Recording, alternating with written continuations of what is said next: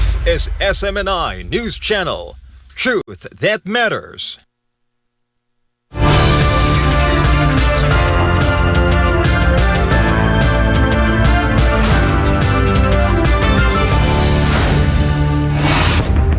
In the headlines, Trump unleashed. President Donald Trump tears into the United Nations immigration crisis, Europe, and the green energy scam in a scorching hour-long speech at the General Assembly. Philippine Vice President Sara Duterte slams embassy officials' sham welfare check on her father, former President Rodrigo Duterte, in The Hague, warning it put his safety at risk. ICC funded by ghost projects. Senator Bato de la Rosa claims money from analogous or anomalous flood control projects was used to finance the ICC investigation against former President Duterte. Syria in flames. Wildfires ravage forests with thousands of acres lost, destroying villages and sparking massive rescue operations. NATO on edge. Secretary General Mark Rutte blasts Moscow as reckless after repeated airspace violations over Poland and Estonia. Maduro slams the United Nations. Venezuela's president accuses the world body of failing Palestine. He also insists his country will rely on its own defenses amid tensions with Washington. And for the entertainment world, actress and fashion icon Heart Evangelista tearfully addresses criticisms on her marriage, lifestyle, and absence from anti-corruption rallies in the Philippines. I'm Carlo de la Peña. Newsline World starts now.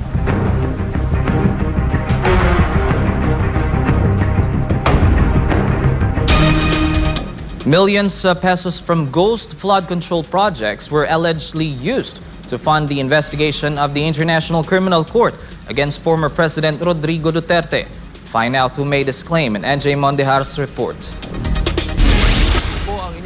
Senator Ronald Bato de la Rosa made a strong revelation against former House Speaker Martin Romualdez and Congressman Zaldico, linking them to the alleged funding of the International Criminal Court's investigation against former President Rodrigo Roa Duterte. Last year, a report revealed that ICC lawyers were here in the Philippines to build a case against the former president. In an interview with SMNA News, Senator de la Rosa directly pointed to Romualdez and Co. as the ones behind the ICC's operations in the country. Sila talagang nasa likuran ng pagpatakbo ng investigasyon, pagpapasok sa ICC dito sa Pilipinas. Kahit sinasabi natin na walang jurisdiction ng ICC, pero still sila ang nag-entertain. Doon pa nila pinapa-check-in sa hotel ni Saldico, sa Maidas Hotel sa Pasay, at kung lipat-lipat man nila ay sila po ang gumagasto. At yung mga tao na yan ay talagang with full may security na, maganda accommodation pa, at yung mga pulis na gusto nilang bumaligtad ay maraming offer po, unlimited po. The senator added that funds allegedly came from questionable flood control projects to push forward the investigation against the former chief executive. Alam natin na ito pala, kaya pala ang dami-dami lang pera na para panghabol kay Pangulong Duterte, yun pala galing pala dito sa mga ghost projects na ito. Nakakalungkot po. They are hinahabol nila yung taong nagtatrabaho lang para sa bayan, at ang pangdidiinan lang ng husto gamit ang perang questionable. After being linked to the billion-peso flood control insertions in the 2025 national budget, Zaldico, currently in the United States for medical treatment, was ordered by the Philippine government to return home. Meanwhile, Romualdez recently resigned as House Speaker. At present, the ICC has formally charged former President Duterte with crimes against humanity over his war on drugs, while his request for interim release is pending. Well, we expect that to happen dahil they're moving heaven and earth, no? Para talagang madiin si Pangulong Duterte. Expected na natin yan. At kaya naman yan na depensahan ni Pangulong Duterte yung mga akusasyon na yan. Reporting for Newsline World, this has been MJ Mondeja, SMNA News. Vice President Sara Duterte strongly criticized the so-called welfare check conducted by Philippine embassy officials in The Hague on former President Rodrigo Duterte. In a statement, Duterte said the visit, done under the pretense of a welfare check, was a clear abuse of rules on consular visits and placed the former president's life and safety in danger. She stressed that since March, family members have been visiting almost daily to ensure his humane treatment, and that ICC's permission allowing Philippine officials to conduct such visits without family consent was unacceptable. The vice president warned that if these sham welfare checks continue, both the ICC and the Philippine government must be held accountable for any harm that may come to the former president. Duterte added that these visits were nothing but orders of President Ferdinand Marcos Jr. disguised as consular functions, saying she strongly objects to such visits and the former president does not need it. The vice president added that many distressed overseas Filipinos around the world may have or have not received a single welfare check from the Philippine government, saying they deserve attention more than her father, who is already being cared for by his family.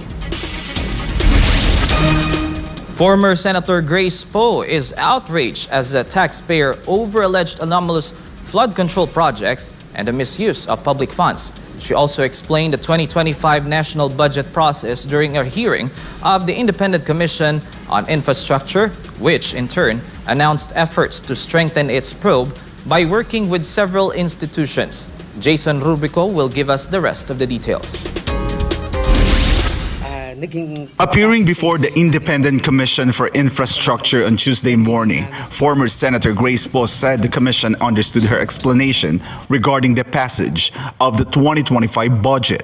Ako'y nagpapasalamat sa ICI. Nakita ko talaga yung kanilang, nararamdaman ko yung tapat na hangarin nila talaga na maayos itong problema natin talaga sa paggasta ng pera ng bayan. So, inexplika ko sa kanila yung naging proseso sa 2025 at naunawaan naman nila itong proseso na to at ang mga kasing pinag-uusapan ng mga ghost projects ay bumabalik ng ilang taon. Poe added that the commission is determined to find out whether ghost projects indeed exist and to identify their proponent legislators. The former senator also denied being part of the so-called small committee of the bicameral conference tasked to deliberate on the 2025 budget. But as a taxpayer, Poe did not hide her frustration. Alam mo, matagal na rin naging taxpayer yung aming pamilya, di ba? Malaki talaga ang binabayad nating buwis at nakakagalit yung mga nangyayari. Kaya, kung bato-bato sa langit talaga, nakakalungkot, isipin kung halimbawa may mga ibang nasangkot na hindi mo akalain, no? Pero hindi kasi maghihilom ang bansa kung hindi natin gawin itong isang napakahirap na hakbang pero kailangan gawin. Navota's representative Toby Tiangco also attended the hearing where he submitted evidence requested by the commission. Lahat po ng tinanong nila, lahat ng ebidensyang hiningin nila sa akin ay binigay ko po sa kanila, tiniwan ko po sa kanila. Tiangco said the link between budget insertions and kickbacks is now clear. Connections now surfacing in Senate inquiries. Hindi ko lang siya masabi noon kasi wala naman ako ebidensyang ipapakita, di ba? Though nadidinig ko yan, though open secret yan eh, usap-usapan yan eh. Kaya lang pag tinanong niyo ako noon, anong ebidensya? Wala. So at least si D. Henry Alcantara ang nagdugtong noong insertion at noong kickback. Meanwhile, the Independent Commission for Infrastructure has partnered with several institutions to intensify its probe and ensure accountability over anomalous flood control and other infrastructure projects.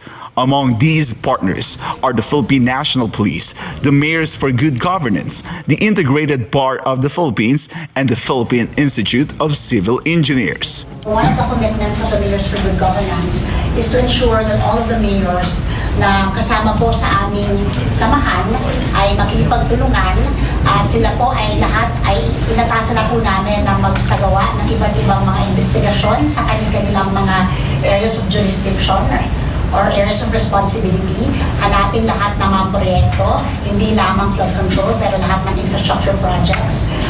In the last 10 years that were done by the Department of Public Works and Highways. At ito po ay sumite dito sa ICI. Be able to move faster we will be able to collect more evidence, makakatulong yung mga kapwa nating mayor sa fact-finding, sa case build-up, at kung may iba pa silang mga impormasyon na makakatulong sa ating huling komisyon. For God and my beloved Philippines, I am Jason Rubrico, SM9 News. Navotas Representative Toby Tiangco has filed an ethics complaint against Ako Bicol Representative Zaldico before the House Ethics Committee. In his complaint, Tiangco alleged that Ko, the former chairman of the House Appropriations Committee, was behind the supposed last-minute insertions in the 2025 national budget. The complaint also cited Ko's alleged prolonged absences from House sessions, which he attributed to medical reasons, but, according to Tiangco, lacked sufficient medical certification. Tiangco further pointed to Department of Public Works and Highways or DPWH data showing that since 2016, SunWest Incorporated, a company allegedly owned by Ko's family, has secured more than 86 billion pesos worth of infrastructure projects. The congressman stressed the importance of Ko's return to the country to personally answer the allegations. Napakahalaga na ngayon na si Kong Saldi ay umuwi at harapin itong mga aligasyon na to at siya na magsabi, siya lang ba to? O sino pa ba ang kasama niya dito?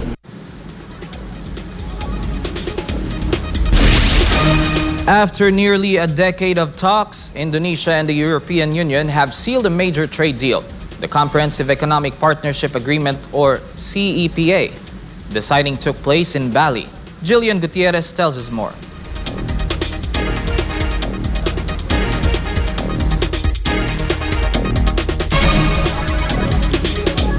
Up next, and Indonesian Minister of Economic Affairs Airlangga Hartarto signed the agreement on Tuesday, hailing it a new era in relations. By finalizing this agreement, the EU and Indonesia are sending a powerful message to the world that we stand united in our commitment to open, rules-based and mutually beneficial international trade. With the signing of the joint announcement, I think the CEPA is a new era in our bilateral relations. Indonesia trade with Europe total around 30 billion and Indonesia export around 13 billion. And it's a collaboration between 723 million people from both countries.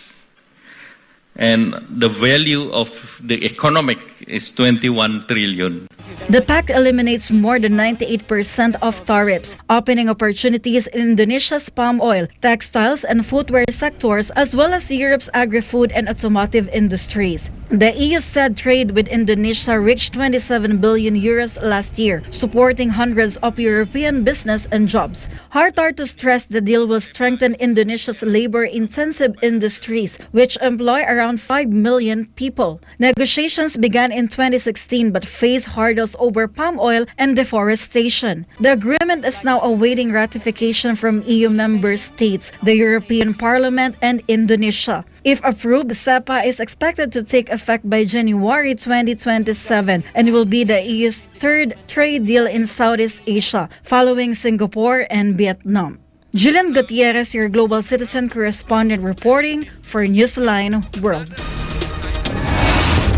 Up next, Syria in flames. Wildfires ravage forests with thousands of acres lost, destroying villages and sparking massive rescue operations. Maduro slams the United Nations. Venezuela's president accused the world body of failing Palestine. He also insists his country will rely on its own defenses amid tensions with Washington. Newsline World will be back after the break.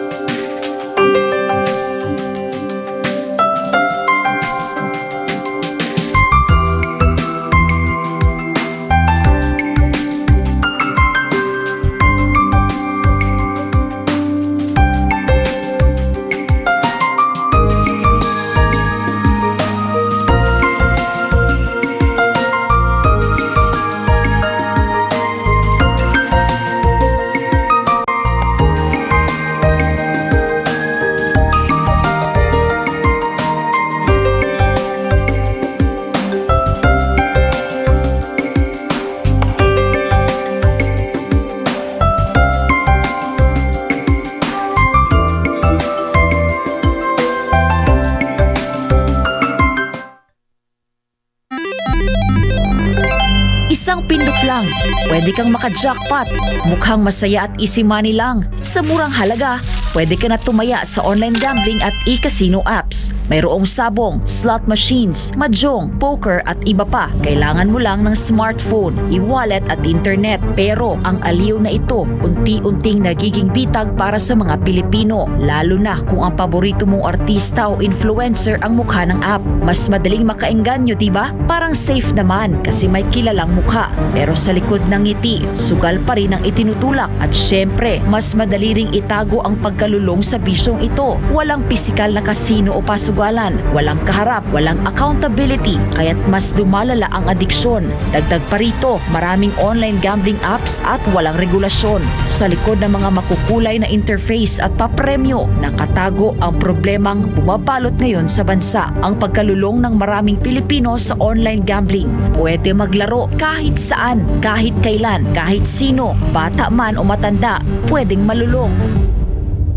Ayon sa mga eksperto, ang pagkakalulong sa online gambling ay nagdudulot ng matinding stress at anxiety, pagkakabaon sa utang, pagkawasak ng pamilya, pagkawala ng tiwala sa sarili. At tulad ng ibang bisyo, may mga senyales ito tulad ng hindi makapagpigil kahit walang pera, palihim na tumataya, pagpapab ng pinsalang na idulot, sa kapalalong umugong ang mga panukalang batas para higpitan ng online gambling, gaya ng pagbabawal sa paggamit ng e-wallets para tumaya, pagtaas ng minimum bet, mas mahigpit na identity verification, pag-block ng mga illegal na gambling sites, at bawasan o ipagbawal ang mga ads na target ang kabataan. Maaari itong magmukhang laro lang, pero sa katotohanan, isa itong sugal sa kinabukasan. Ang kita na dapat sa mga pangunahing pangangailangan o ipon na uubos sa sugal. At sa mundo ng online gambling, mas madali kang matalo kaysa manalo. Huwag hayaang sugal ang magdikta sa iyong buhay. Isang paalala mula sa SMNI.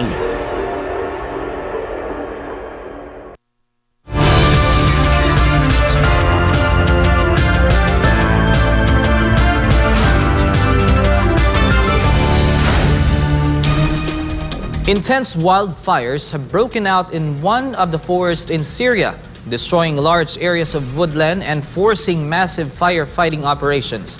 Authorities confirmed that the blazes, which began Sunday, continued to threaten multiple villages. Here's Almar Forsuelo for the details. Massive wildfires swept through the Jabal al-Turkman forest in northern Latakia province, Syria on Monday, with flames engulfing large areas and thick smoke blanketing the sky. Civil defense teams, including the white wildfire devastation in recent months, with severe incidents in July and August destroying vast forest areas. Those earlier fires prompted assistance from neighboring countries, including Turkey, Jordan, and Lebanon.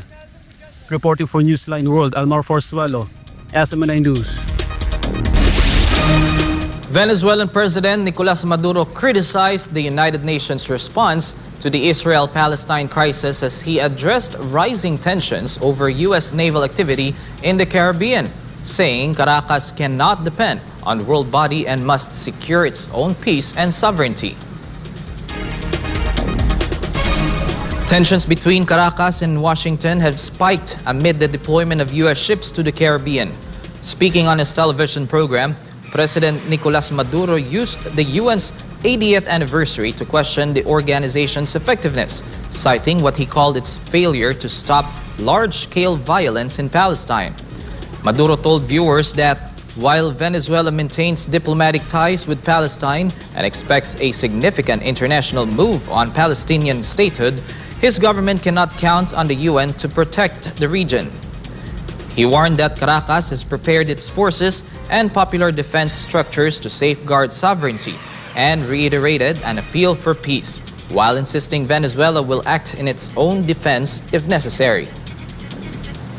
Hemos logrado ganar la paz con esfuerzo propio y la soberanía y la paz las mantendremos con esfuerzo propio en el escenario que venga. No tengas de eso ninguna duda, ninguna duda. Estamos preparados para que este país sea libre, tenga paz y tenga prosperidad hacia el futuro. Bueno. Lo demás lo seguirás viendo. Está en pleno desarrollo. El poder popular, militar. Hemos construido, te lo pudiera yo decir, un poderoso movimiento popular armado, constitucional, legal y profundamente unido con la fusión popular militar policial. Es un movimiento popular armado que tenemos. NASA has introduced its newest class of astronaut candidates who may one day walk on the moon or even Mars. Daniela Paulite for the story. Let's give them a round of applause. In a ceremony held at the Johnson Space Center in Houston, Texas, on September 22, NASA officially introduced its newest class of astronaut candidates, known as ASCANs or astronaut candidates. This group marks the 24th astronaut class in NASA's history and is the first new class since 2021. The new class consists of 10 individuals, 5 men and 5 women, selected from a pool of over 8,000 applicants from across the United States. All of them will now undergo 2 years of intensive training, which includes lessons in space flight systems, spacewalks, engineering, and other critical skills necessary for survival and success in space. Although they are not expected to join Artemis 3, NASA's upcoming mission to the moon, they are strong candidates for future missions. They may one day walk on the lunar surface or even be among the first humans to set foot on Mars, should the Artemis program continue to progress as planned. Some members of this class may also become the first NASA astronauts to live and work aboard commercial space stations in low Earth orbit.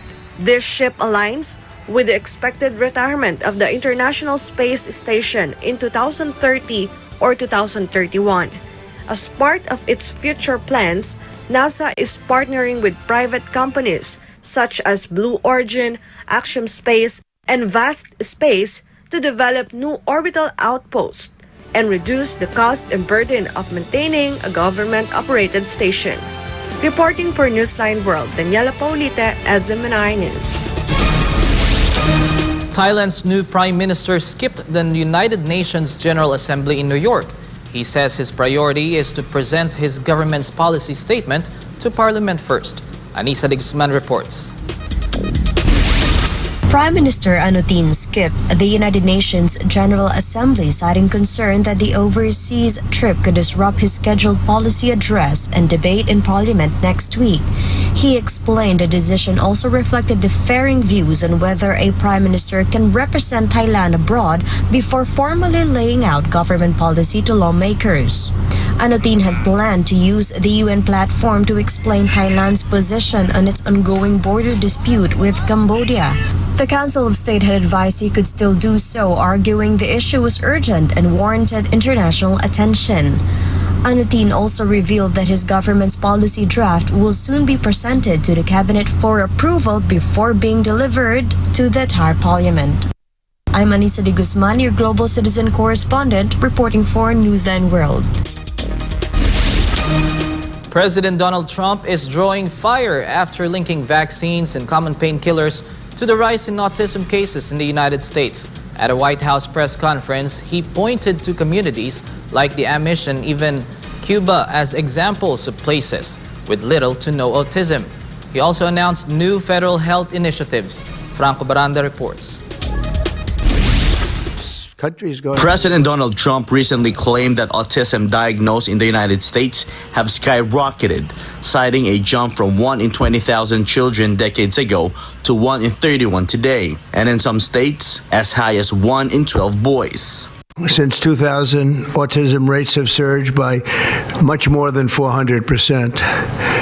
Instead of attacking those who ask questions, everyone should be grateful for those who are trying to get the answers to this complex situation. Trump went on to suggest that vaccines and acetaminophen, better known as Tylenol, may be driving what he called a meteoric rise in autism. He cited the Amish community and Cuba as examples of societies with little autism due to lower exposure to medications. And by the way, I think I can say that there are certain groups of people that don't take vaccines and don't take any pills that have no autism. Does that tell you something? The president also urged pregnant women to avoid acetaminophen use unless medically supervised, warning that new U.S. Food and Drug Administration guidance would soon update labels on common painkillers. And you shouldn't take it during the entire pregnancy. They may tell you that toward the end of the pregnancy, you shouldn't take it during the entire, and you shouldn't give the child the Tylenol every time he's born and he goes and has a shot.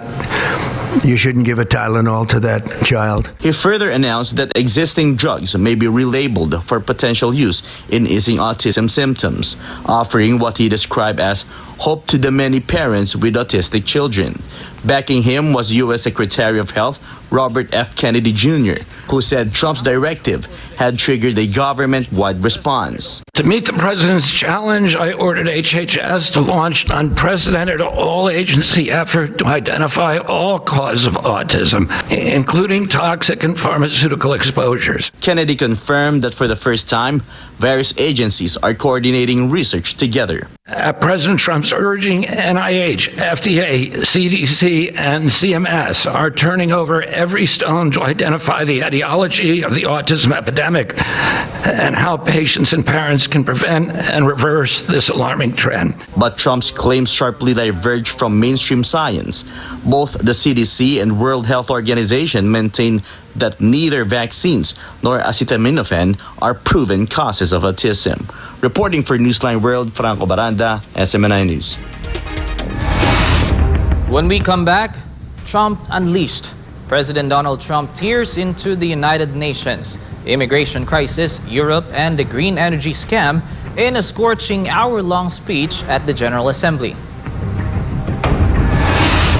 NATO on edge. Secretary General Mark Rutte blasts Moscow as reckless after repeated airspace violations over Poland and Estonia. And in the entertainment world, actress and fashion icon Heart Evangelista tearfully addresses criticisms on her marriage, lifestyle, and absence from anti-corruption rallies in the Philippines. Newsline World will come back.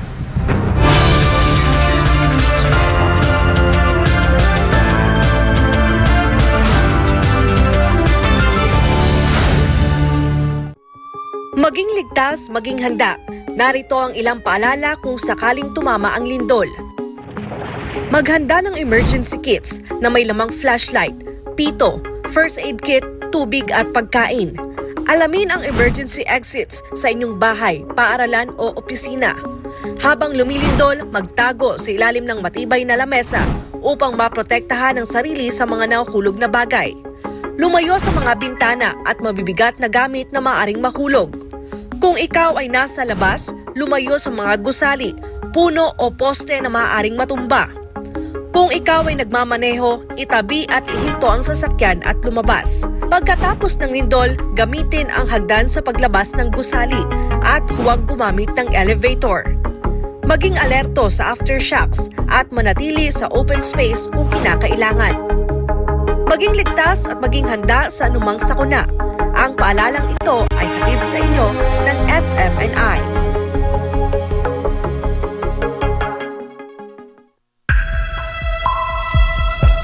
Sa kabila ng mga mas modernong kaalaman at teknolohiya, nananatiling matindi ang banta ng HIV sa Pilipinas.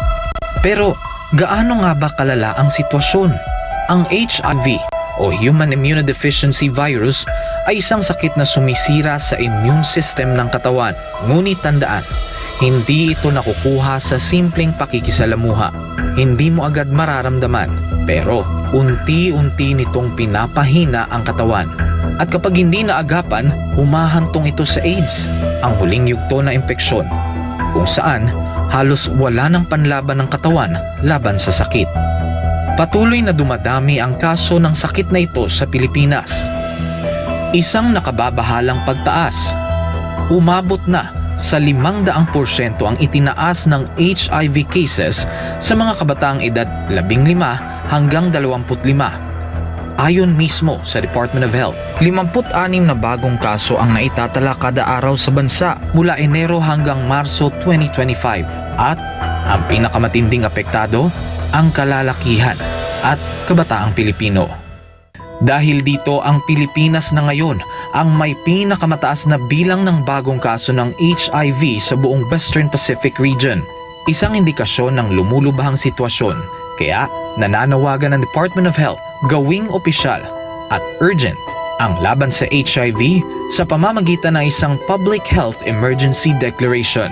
Kalalakihan ng pangunahing apektado, 95% ng bagong kaso ay lalaki, mahigit 1/3 ay kabataang nasa edad 15 hanggang 24. Habang wala pang deklarasyon, patuloy ang DOH sa mga sumusunod na hakbang: HIV testing, libreng gamot, self-test kits, at pakikipagtulungan sa DepEd para sa edukasyon sa mga paaralan. Isinulong rin ng DOH ang online patient appointment system para sa HIV patients. Layunin nitong gawing mas madali at mas personal ang pag-access sa libreng gamutan at konsultasyon. Ayon sa schedule ng pasyente, ang HIV ay hindi tulad ng flu. Hindi ito basta naipapasa sa hangin. Ito ay naipapasa sa pamamagitan ng personal na desisyon. Kailangan din nating pagtuunan ng pansin ang ugali, disiplina, at personal na responsibilidad. Isang paalala mula sa SMNI. Madalas ka bang napapasobra sa pag-scroll sa phone mo kahit puro masasamang balita ang nakikita mo? Isipin mo ito. Nakahiga ka na sa kama, nagche-check lang ng phone bago matulog. Tapos, hindi mo na malayan, ilang oras ka na palang nagbabasa at nanonood ng mga balita tungkol sa digmaan, sakuna, politika, at lahat ng masasamang nangyayari sa mundo. Nakakaramdam ka na ng kaba at pagod, pero tuloy mo pa rin ang scroll mo. Ang tawag dyan ay doom scrolling. Ito ang habit na paulit-ulit na pagtingin sa mga negatibo o nakaka-depress na content tulad ng digmaan, krimen o problema sa mundo. Nakaka-stress pero hindi mo pa rin mapigilan. Ayon sa isang pag-aaral ng Texas Tech University, ang sobrang konsumo ng masasamang balita ay nauugnay sa pagtaas ng stress, anxiety at pisikal na sintomas gaya ng pagkapagod at sakit ng ulo. Ayon naman sa Harvard Health, ang doom scrolling ay nagpapataas ng fight or flight hormones tulad ng cortisol at adrenaline na nakakapagpabigat ng isip at katawan. Nakakaapekto ito sa iyong mood, tulog at maging sa mental at physical health mo. At kapag naman puro memes at random na content ang pinapanood mo ng sunod-sunod hanggang sa mawalan ka na ng gana na mag-isip at gumawa ng iba pang gawain, ang tawag naman dyan ay brain rot. Sa Gen Z at tinatawag na internet culture, ang brain rot ay overconsumption o sobrang tagal na panonood ng paulit-ulit, mababaw, magulo o walang saysay na content online hanggang sa parang manhid na ang utak mo. Kapag nasobrahan, syempre, nakakasama. Nawawalan ka na ng focus, nawawala ang motivation, hirap mag-isip ng malalim, parang lutang o foggy ang utak. Masaya sa simula, pero kapag sobra, napapagod ang isip mo. Nahihirapang mag-concentrate at parang lutang. Mas delikado pa ito sa mga bata dahil ang utak nila ay nasa proseso pa ng pag-develop. Kaya mas malakas ang epekto ng doom scrolling at brain rot sa kanila. Maaaring makaapekto sa pag-aaral, pag-iisip at pakikitungo sa iba. Ang higit sa 4 na oras ng screen time araw-araw sa mga kabataan ay konektado sa 35 to 88% na mas mataas na posibilidad ng depresyon, anxiety at stress. Base ito sa isang malawakang pag-aaral sa Brazil. Kaya, maging balanse. Magpahinga sa screen, magbasa, makipagkwentuhan, magdasal, maging present lagi. Alagaan ang iyong isipan. Kung anong itinatanim sa isipan mo, yun ang lalago.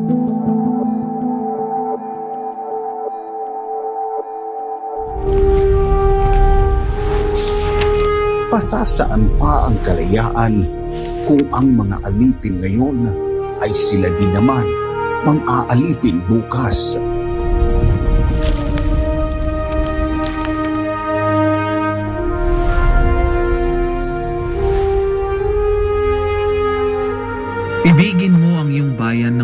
kay bathala sa iyong kapurihan at higit sa lahat sa iyong sarili.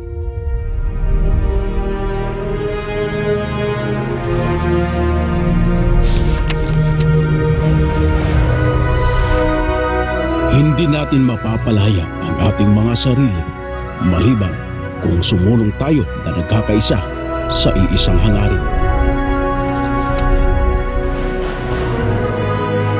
Ang tunay na makabayan ay ang tumutupad ng pagpapabuti ng kanyang mga kapwa, gaano man kaaba ang kanyang katungkulan.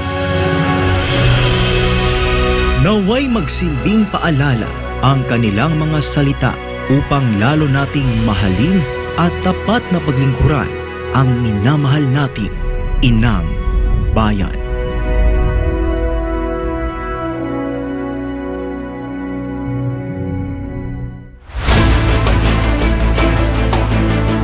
Sa tuwing bumabaha, hindi lang seguridad ang nalalagay sa alanganin, pati na rin ang kalusugan.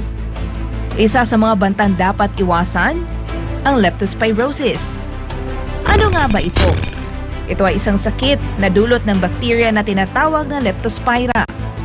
Nakukuha ito sa pamamagitan ng contact sa ihi ng mga hayop na may leptospira tulad ng mga daga. Pwede itong makuha sa pagsulong sa baha o pag-inom ng kontaminadong tubig. Nakakapasok ito sa katawan sa pamamagitan ng mga sugat, mata, ilong o bibig. Ang mga sintomas nito ay lagnat, mapulang mata, hirap umihi, masakit na tiyan, masakit na kalamnan, at masakit na ulo. Paano nga ba maiiwasan ang leptospirosis? Ugaliin ang tamang pagtatapon ng basura dahil ang mga maruruming lugar ang kadalasang pinupuntahan ng dagang may dalang leptospirosis. Iwasang lumusong, maglaro o lumangoy sa baha, lalo na kapag may sugat. Gumamit ng bota at gloves kung hindi maiiwasang lumusong sa tubig baha. Sumpuin ang mga daga sa bahay at panatilihin ang kalinisan sa komunidad.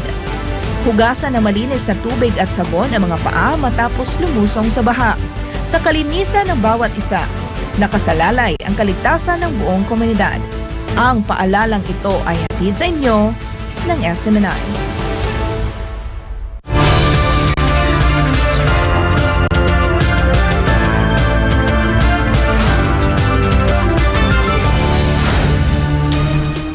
More than 110,000 qualified personnel of the Philippine Army will soon receive their 2023 Performance-Based Bonus or PBB following the approval of 1.64 billion pesos in funding by the Department of Budget and Management Secretary Amena Pangandaman. As Secretary Pangandaman emphasized the administration's recognition of the dedication and sacrifices of the country's soldiers. Each qualified member of the Armed Forces of the Philippines, Philippine Army, will receive a bonus equivalent to 45.50% of their basic monthly salary as of December 31, 2023. To qualify, personnel must have received at least a very satisfactory performance rating under the Civil Service Commission approved Strategic Performance and Management System or the applicable Career Executive Service Board system. The funds will be sourced from the Miscellaneous Personal Benefits Fund under Republic Act Number 12116, the Fiscal Year 2025 General Appropriations Act. President Donald Trump opened the United Nations General Assembly debate in New York with an hour-long speech, one that targeted the UN itself, slammed Europe and China over Russian oil, addressed the tariff war with Brazil, and rejected recognition of a Palestinian state. Let's take a look at some of the U.S. President's fiery remarks in front of the world leaders with Paul Montebon. U.S. President Donald Trump's fiery remarks set the tone for this year's UN General Assembly, where leaders from nearly 200 nations are gathered to debate peace, development, and human rights. But for Trump, the message was clear: the United States is losing patience with the United Nations. Unfazed by a teleprompter glitch, Trump launched into sharp criticism of international body, saying it has failed to stop wars or even offer help in peace deals. The United Nations did not even try to help in any of them. I ended 7 wars, dealt with the leaders of each and every one of these countries, and never even received a phone call from the United Nations offering to help in finalizing the deal. They seem to do is write a really strongly worded letter and then never follow that letter up. It's empty words, and empty words don't solve war.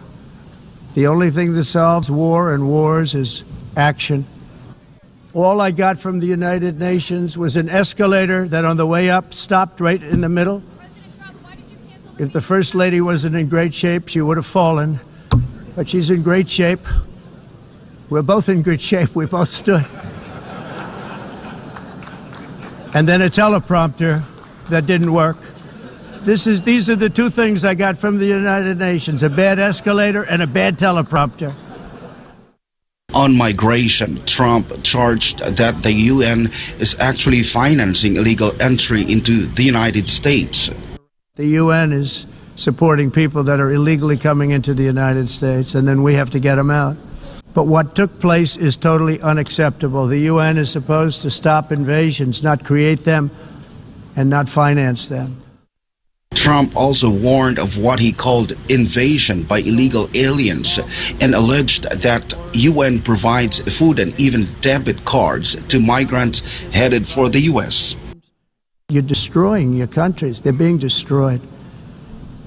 Europe is in serious trouble.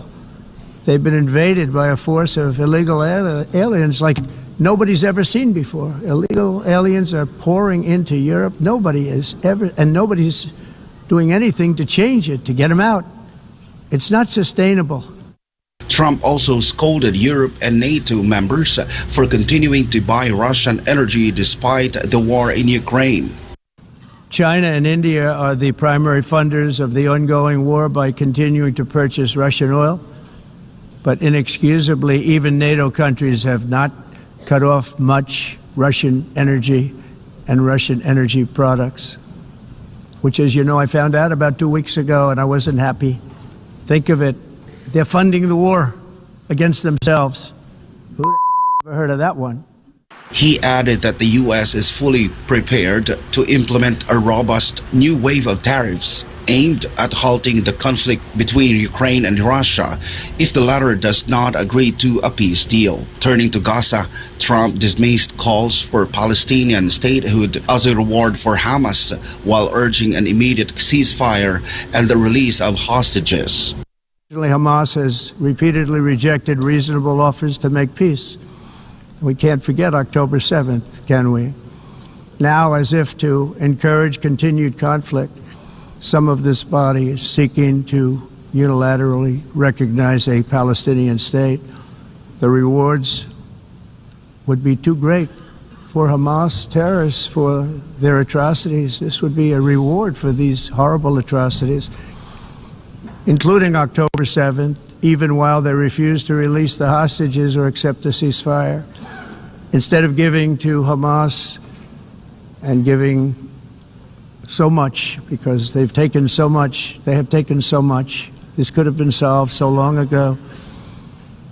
But instead of giving in to Hamas's ransom demands, those who want peace should be united with one message: release the hostages now. Just release the hostages now. Gonna get it done. We have to stop the war in Gaza immediately. We have to stop it. We have to get it done. We have to negotiate. Immediately have to negotiate peace. We got to get the hostages back. Multiple nations have formally recognized the state of Palestine, including Canada, Australia, the United Kingdom, France, and Portugal, among others. Currently, 157 of the 193 UN member states have recognized the state of Palestine. On renewable energy, Trump again took a jab at the UN, describing climate change as the green scam that is crippling economies. All of these predictions made by the United Nations and many others, often for bad reasons, were wrong. They were made by stupid people that have cost their countries fortunes and given those same countries no chance for success. If you don't get away from this green scam, your country is going to fail. And in a lighter moment, Trump described a brief encounter with Brazil's president, saying the two will meet again next week. I was walking in and the leader of Brazil was walking out. We saw him and I saw him, he saw me, and we embraced. And then I'm saying, can you believe I'm going to be saying this in just 2 minutes? But we actually agreed that we would meet next week. We didn't have much time to talk, like about 20 seconds. They were in retrospect, I'm glad I waited because this thing didn't work out too well. But we did talk. We had a good talk, and we agreed to meet next week, if that's of interest. But he seemed like a very nice man, actually. He liked me, I liked him. But if you, and I only do business with people I like, I don't. The high-level general debate for the 80th session of the UN General Assembly kicked off in New York City on Tuesday, September 23. Leaders from 193 member states gathered for the annual meeting titled Better Together, 80 years and more for peace, development, and human rights. Reporting for Newsline World, this has been Paul Montebon, SMNA News. Tensions are rising on NATO's eastern flank. Secretary General Mark Rutte says the alliance is still investigating whether recent Russian airspace violations in Estonia and Poland were deliberate, but warns Moscow's actions are reckless and unacceptable. Angie De Leon reports. At a recent press briefing in Brussels, NATO Secretary General Mark Rutte stressed that the alliance will not be distracted from supporting Ukraine. NATO is still assessing whether the alleged Russian air violations in Estonia and Poland were deliberate. If it was intentional, again, we are still assessing that. What the Russians are doing is not acceptable. If it is intentional or not, at least it is reckless. And it should stop, absolutely. What we will always do is to make sure that we react in a proportionate way. But if necessary, you can be assured we will do what is necessary to defend our cities, our people, our infrastructure. But this is how it works. So it doesn't mean that we will always immediately shoot down a plane. We will, as I said, based on clear dimensions, assess the situation real time based on all the available intelligence. On September 9, NATO reported that as many as 23 Russian drones entered Polish airspace from Belarus. They were shot down, but a stray missile from a Polish F-16 hit a residential building. Warsaw then invoked Article 4 of NATO, calling for consultations.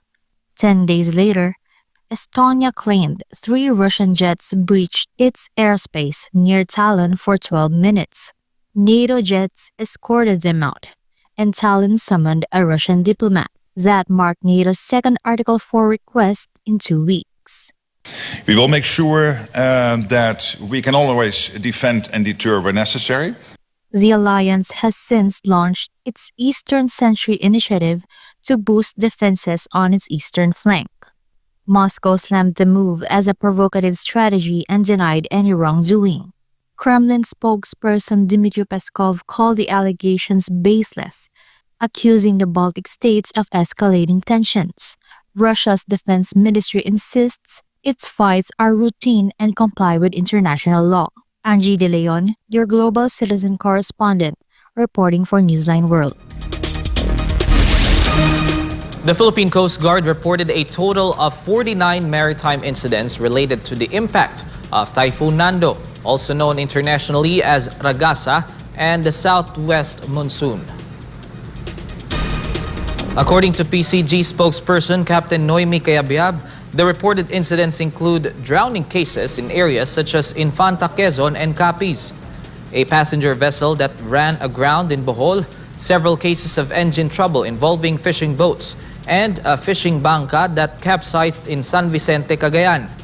The PCG has already conducted rescue operations in the affected areas. In total, 49 rescue-related operations have been carried out. Despite these efforts, 6 individuals remaining missing, and the Coast Guard's search and rescue operations are still ongoing. The PCG is urging the public to remain vigilant and follow the authorities' advisories, especially those living near coastal areas and places severely affected by strong waves and changing weather conditions.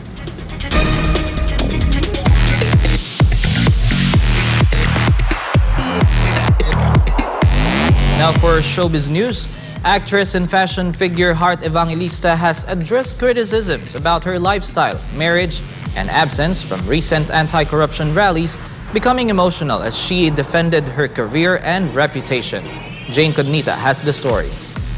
In a now expired Instagram live stream, Evangelista emphasized that her nearly 3-decade career should not be undermined because of her marriage to Senator Francis Cheese Escudero, who is currently linked to alleged irregularities in flood control projects. She recalled how the late Senator Miriam Defensor Santiago had required her to sign a prenuptial agreement with Escudero to ensure full separation of assets, underscoring that her earnings are independent of her husband's. The actress explained she stayed away from the September 21 rallies after receiving threats and warnings from critics. She admitted she wanted to attend but ultimately chose safety.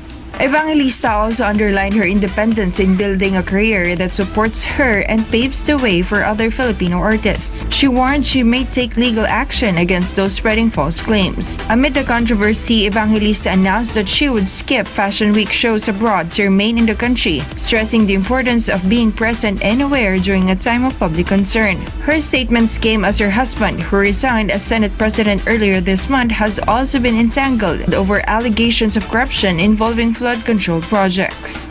And that's all for today. I'm Jane Cognita, your citizen correspondent, bringing you the latest show buzz.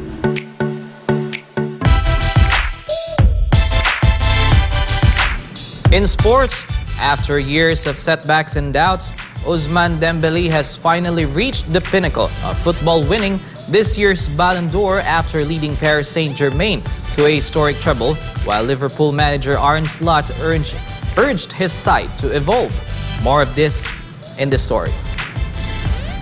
Ranked world number 58, Ayala endured a tough challenge from the 322nd ranked Falay in a match that lasted 1 hour and 52 minutes. Ayala relied on her powerful serves to close out the second set, sealing the win in the 12th game. Falay briefly turned the tide in the 10th game when she broke Ayala's serve, but the Filipina quickly bounced back, breaking in the 11th and finishing the match with composure. Ayala now advances to the round of 16, where she will face Japan's Mei Yamaguchi, world number 268, who earlier beat Hong Kong's Cody Wong. Meanwhile, it'll be England's first Ashes tour in over 2 decades without James Anderson, marking a new era built around raw pace. The squad features Mark Wood, Jofra Archer, Josh Tong, Gus Atkinson, Bryden Cars, Matthew Potts, and Captain Ben Stokes, a fiery unit likened to the Jon Snow and Bob Willis-led attack that triumphed in 1970-71. Concerns remain over the fitness of Stokes, recovering from a shoulder injury, and Wood, who has not played a test since last year. Still, England believe fresh legs could give them an edge in the opening tests in Perth and Brisbane. Harry Brook was named vice-captain, while Will Jacks covers as a batting all-rounder in case of injuries. Joe Root will anchor the batting lineup, with England banking on him to finally score his first Test 100 in Australia. With Australia facing questions over their top order and the fitness of skipper Pat Cummins, the upcoming series could hinge on which side keeps its stars healthy.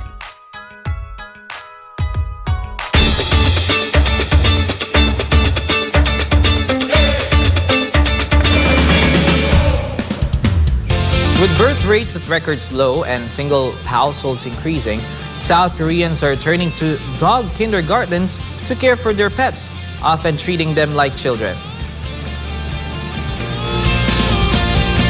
At Borum in Seoul, dogs attend daily classes, grooming, playtime, and medical care. Owners call them fur babies, with some even referring to their pets as sons or grandsons. The shift is fueling a booming pet industry.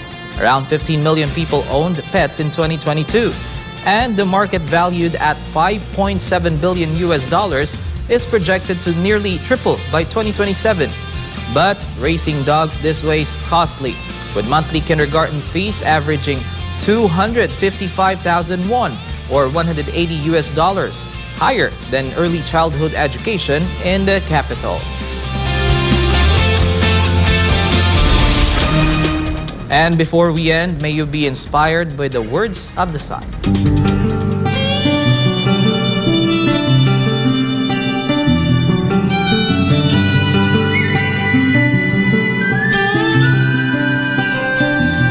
Humility and sincerity are what counts in the character of a man.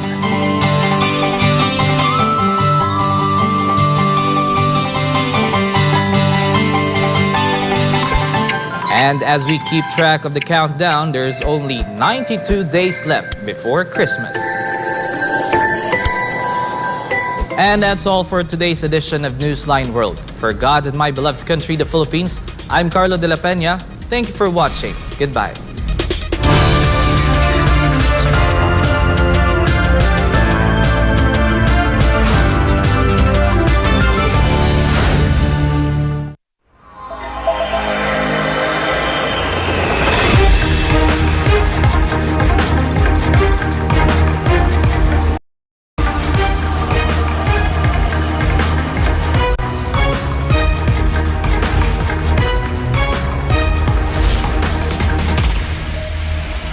This is SMNI News Channel.